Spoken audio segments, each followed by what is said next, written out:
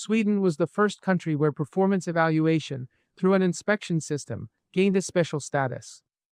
This evaluation began with senior and high-ranking officials and then extended to lower levels. The Inspector General, in Swedish called Emborden, became a key figure, and for this reason, the regulations concerning inspections in Sweden were more complete and comprehensive than those of other Scandinavian and even European countries. Later, after World War II and the widespread adoption of evaluation concepts, government performance evaluation took on a new form.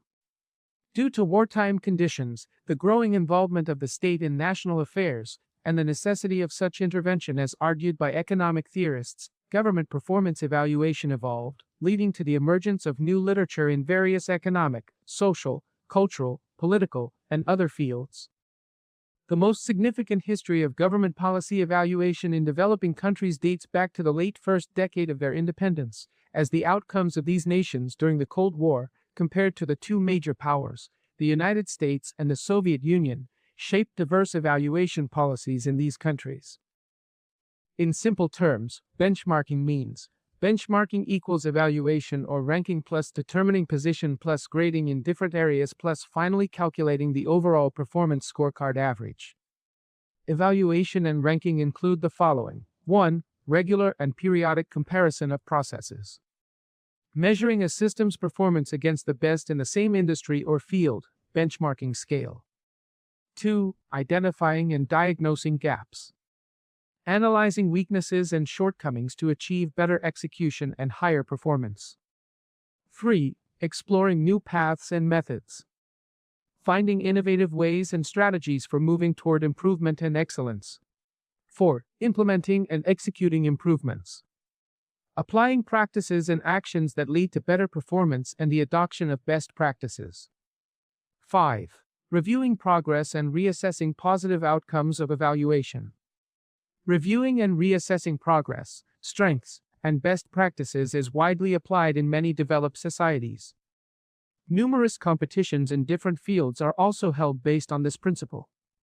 In such cases, organizations that demonstrate the best theoretical and practical performance are recognized among competitors as best performers. Along the way, they also teach others how, and through which methods and strategies, they achieved such success. They are expected to share all aspects of their planning processes, including financial planning, management approaches, ways of handling both challenging and easy situations, strategic timing, roadmaps, crisis management solutions, and more. They should not withhold knowledge or experience from others.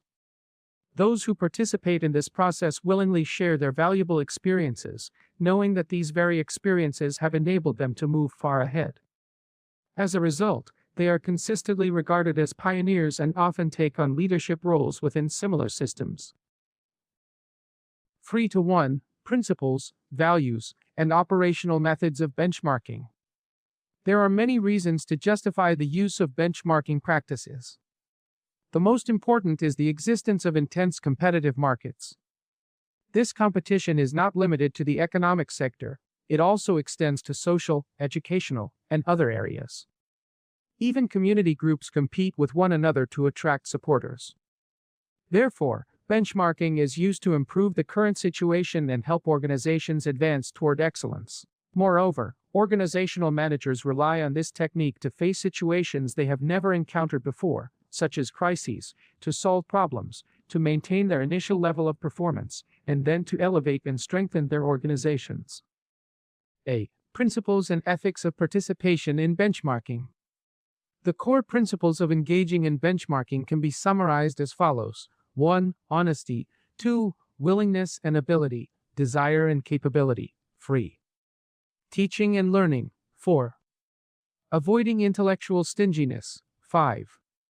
Competition and excellence. In benchmarking, competitors under evaluation are often also referred to as partners. 6. Perseverance and tirelessness. 7. Elevating individual aspirations in line with the collective progress. 8. Acceptance of participation in competition and comparison. 9. Brotherhood and mutual support. 10. Fair play and healthy competition. B. Types of benchmarking and their implementation. Benchmarking can generally be classified into three main groups. 1. Performance, or system output, comparing an organization's performance against predetermined standards or against peer companies, whether performing above or below that level. 2. Process-based, comparing methods and execution practices, such as processes, stages of product manufacturing, service delivery, support processes, customer orientation, gathering organizational needs and requirements, analysis, and the implementation of best practices. 3. Strategic. This involves various types of planning, strategic, temporal, financial, etc., which evolve from short-term and small-scale levels to broader, long-term scopes. Strategic benchmarking aims to identify global best practices, determine performance gaps compared to national and international leaders, develop relevant strategies, and gain awareness of market developments. In general, benchmarking and evaluation are carried out through four main approaches.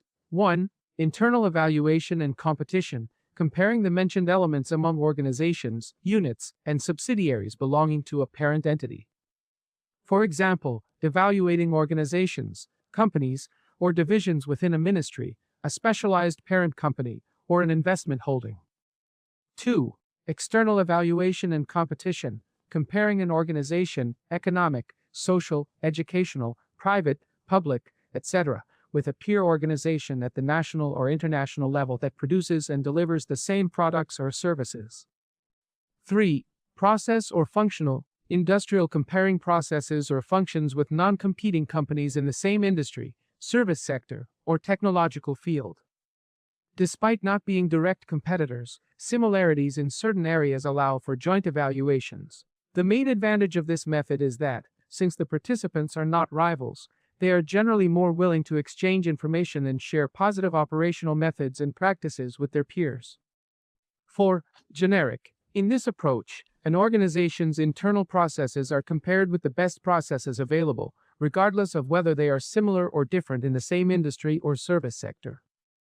This means that the best practices, processes, and operational standards are identified in advance and then designed as models for various units, which can adopt and replicate them.